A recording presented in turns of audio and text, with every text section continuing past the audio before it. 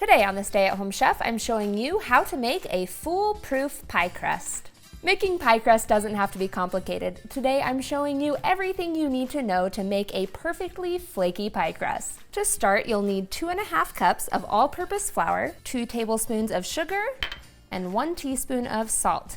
We're gonna give this a quick stir. Next, it's time to add in your fats. I'm using a combination of shortening and butter. Shortening makes for the flakiest pie crust, but butter makes for the best flavor, so I use a combination of both. And on the shortening, I'm using butter-flavored shortening. Now, both the butter and the shortening needs to be super cold, so you'll wanna pop it in the fridge or freezer before you cut it.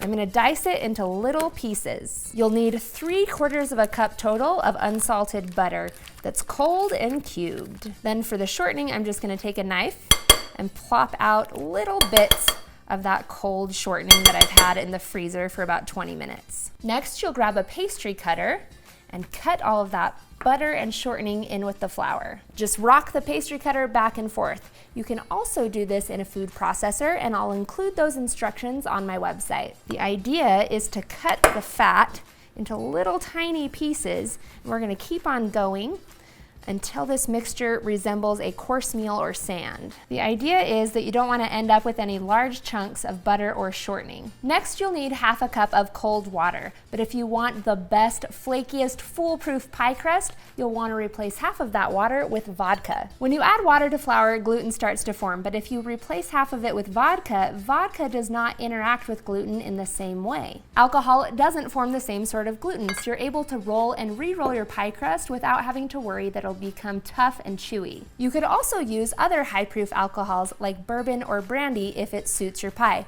Those will add a little bit of flavor. The vodka, however, adds no flavor. All of the alcohol burns off.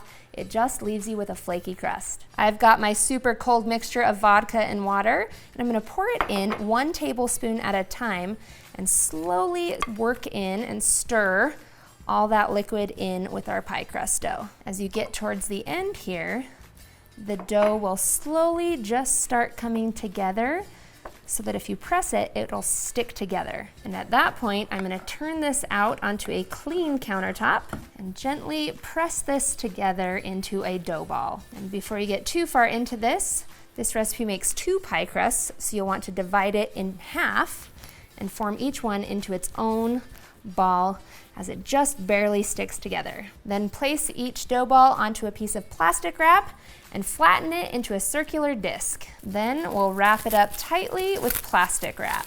You can freeze these for later use, but if you want to use them right away, they need to go in the fridge for at least 1 hour to chill. Next, I'm going to show you how to pre-bake a pie crust. I'm going to sprinkle a little bit of flour onto my clean countertop. Then I'll take my chilled dough and place it in that flour. And I turn mine over so it gets a little bit of flour coating on the outside. And we're going to start rolling this into a circle. A standard pie plate is 9 inches in diameter. So you want to roll your crust 3 inches in addition to that, so we're gonna roll this into a 12-inch circle. This recipe is for 2 standard 9-inch pie plates. If you're using a deep dish crust, you'll need to use more of the dough for that bottom crust. Make sure you use enough flour so that the dough doesn't stick, because then we're gonna roll this onto our rolling pin and then transfer it to our pie plate. If you have too much hanging over the edge, you can trim it with kitchen scissors, or you can roll it up and start pinching out a design. Now, a fluted design is probably the most common and popular, so what you do is you just take your fingers and press like so around the edges. Just keep going in a pattern around the entire edge of the pie. Then we have a perfect foolproof pie crust that's ready for pie filling and ready to bake. But if your recipe calls for a pre-baked pie crust, there's something you want to do. In order to prevent the crust from slipping off and sliding down into the bottom of the pie plate, you'll want to put in a little piece of parchment paper and then fill it with either pie weights like I'm using, or you can use dry rice or dry uncooked beans. This will keep your pie in place. For a pie with a filling, you'll just follow those instructions for how long it needs to bake. But for an unbaked pie crust, you'll bake this in a 400-degree oven for 12 to 15 minutes. And that's it, perfect pie crust.